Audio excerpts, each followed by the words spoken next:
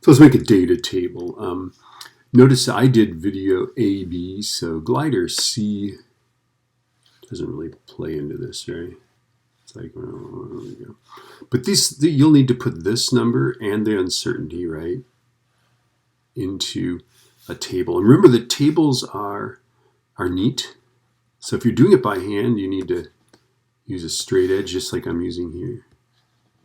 Put lines around it, right? And you could go masses in grams. This is what grown-ups do. And then you don't have to label it, this way, like blah, blah, blah, blah, blah, blah, blah, right? You can just put the masses there, right? And then ultimately you want the velocities, right? Velocities in meters per second is what these things are, right? Okay. And you'll be neater than me with my handwriting here, okay? And you'll have before and after, right? And now to figure this out, notice it's going to be the mean velocity. There's a mean velocity in there, okay? So I'm going to say that my before is equal to 0.170. Okay, now how do we figure out the plus or minus? Well, for the plus or minus, it's going to be high minus low divided by 2, right? That's what we do. That's all we do in physics, okay?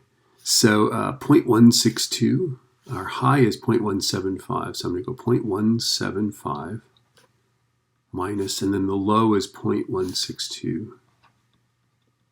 Oh, now I got to put a 0 there. OCD. All right, here we go. Divided by 2. So what is that? I can figure this out. I should be able to figure this out. Isn't that like 0.13? So it's going to be 0.65.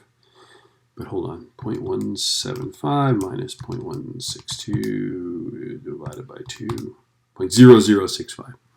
Okay. So I'm going to say plus or minus 0.0065. And notice I said meters per second. So there we go. We're all set, right? Okay.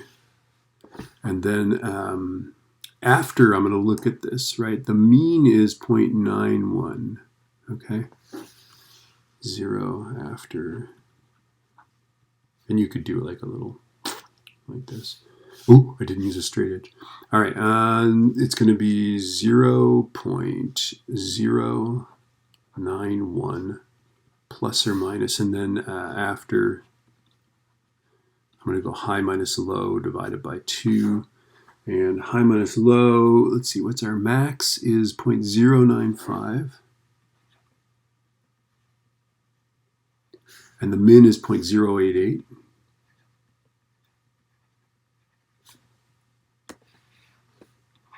Over 2, so 0.095 minus 0.088, enter. Divided by 2, it's even smaller, 0.00. I get 0.035.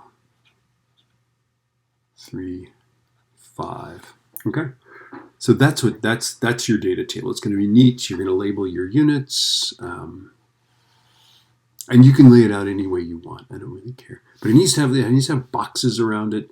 It needs to have the uncertainties. So these things need to go in there, right? But anyway, there you go. Neat data table. That's what we want. It has units. It has uncertainties. And then it's an IB table. It's IB worthy anyway.